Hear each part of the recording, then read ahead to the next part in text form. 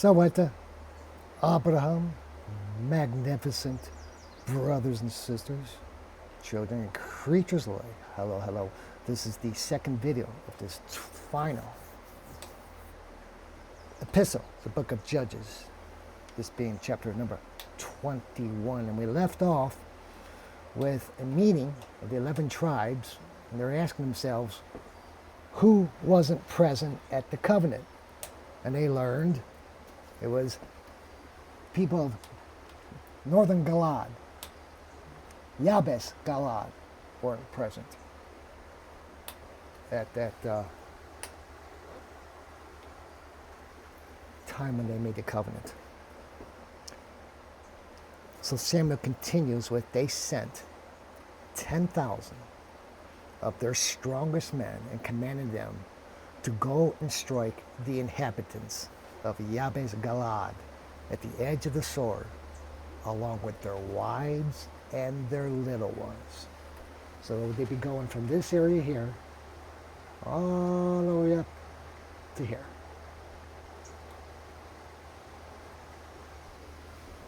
And that was another torrential order, just like they did to the Benjamineites.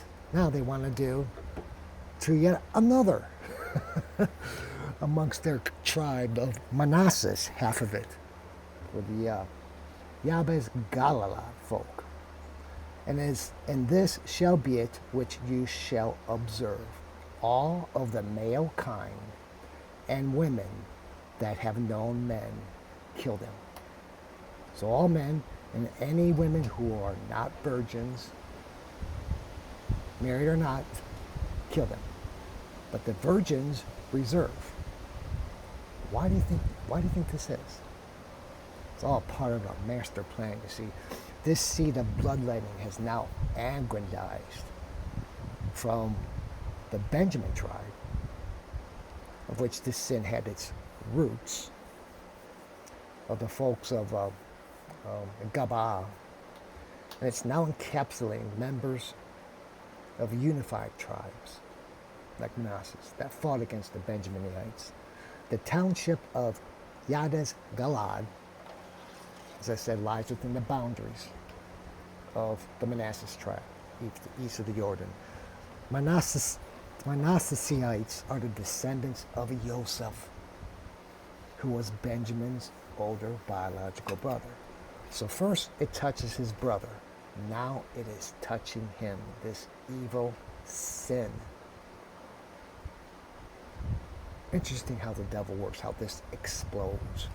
And they wonder why Quies is upset. We see another segment of history yet again repeating itself.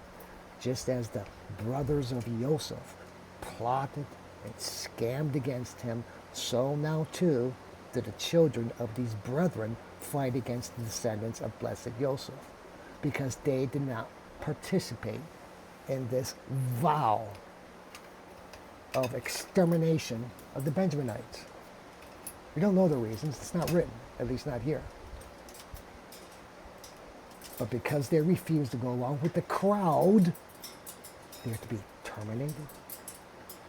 The brother tribes are literally attempting to eliminate and extinguish the seed to Benjamin, Joseph's younger brother of the same mother. And as they unify to execute this process, they do so in the name of He which is.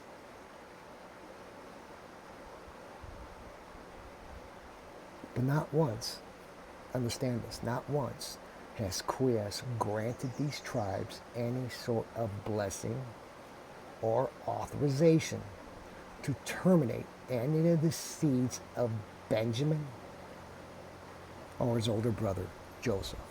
Yet that's what's going on. Isn't this amazing how this just repeats itself?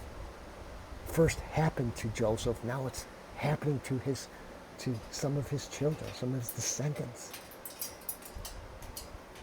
as well as to his biological brother. Let's continue. And there were found of Iabes Galaad 400 virgins. They knew of 400 that did not know man's bed.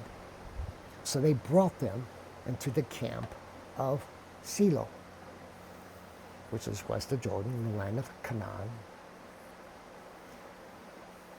Shiloh, that's where the main church is at the moment, because that's where the Ark of the Covenant rests.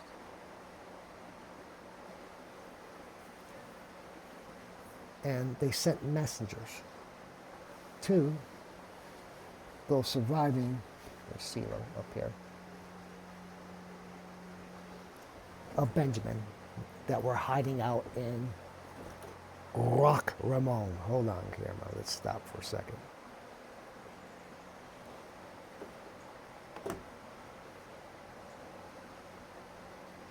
All right, so they brought the virgins of Iabes Galaad after terminating everybody else, children, women, men. And they brought the 400 virgins to Shiloh. Then we now know, we so far know that the 600 Benjaminites who survived the slaughter here are hiding out in Rock Remmon, the 600. So the 11 tribes sent messengers to those surviving Benjaminites in Rock Remmon and commanded them that they should receive them in peace. And the children of Benjamin came at that time, and they were given unto them the wives of these daughters of Iabes Galaad, these virgins, these 400. How nice of them, huh?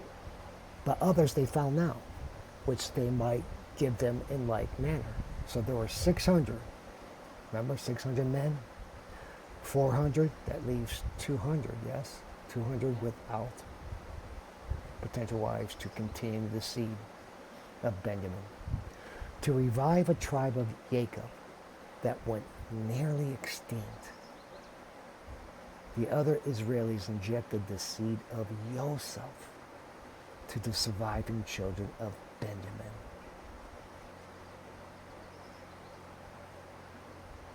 Joseph is the only biological brother to Benjamin. So there was some thought put into this. Since we terminated all the women of Benjamin and his seed can no longer continue, the purity of the seed is done.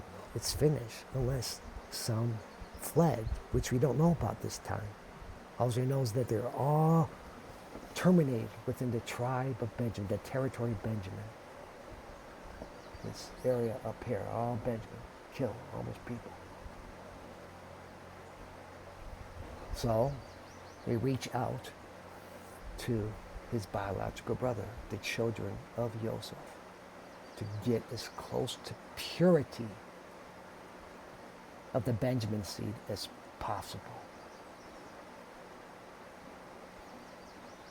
But understand, from this point on, the purity of the Benjamin bloodline becomes obscured. But at least the mixture is of the same family biology through close cousins, of course. You understand this, what's going on here, right? All Israel was very sorry. They repented for the killing of one tribe out of Israel. And the ancients said, what shall we do to the rest that have not taken wives? If we presume every virgin of Galaad, Manasseh, was taken by a surviving Benjaminite, 600, then the ancients are inferring at least 200 remaining men of Benjamin, as I alluded to before. Because all the women in Benjamin are dead. And we must, the ancients continue, and we must very carefully and with great study provide that one tribe be not destroyed out of Israel.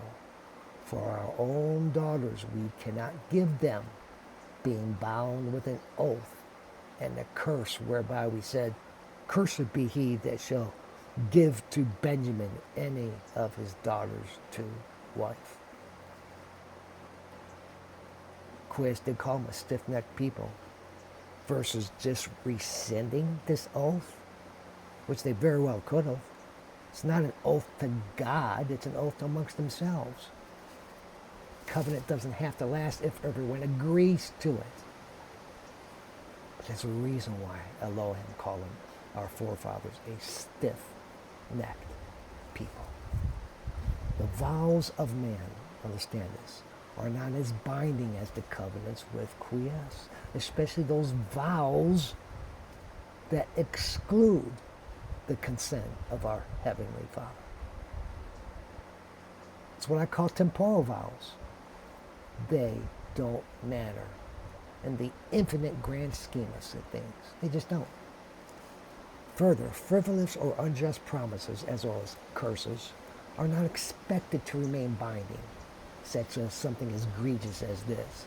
Anyone who goes against this, hell's going to rain down on them for washing out a tribe, one of our brothers. Why? Because they are injurious and contrary to both the laws of our Heavenly Father and even to the laws of nature. I'll say this one more time. Frivolous or unjust vows and curses are not expected to remain binding because they are injurious and contrary to the laws of quies and the laws of nature. Please remember this, because the stubborn Israelis sure didn't bring this to contemplation. Why didn't the high priest, Phinehas, why didn't he bring this up? They needed wisdom and they were not getting it because they were all blinded by this vow. We'll pause here. When next we meet, we're going to continue on with about verse 19 or so.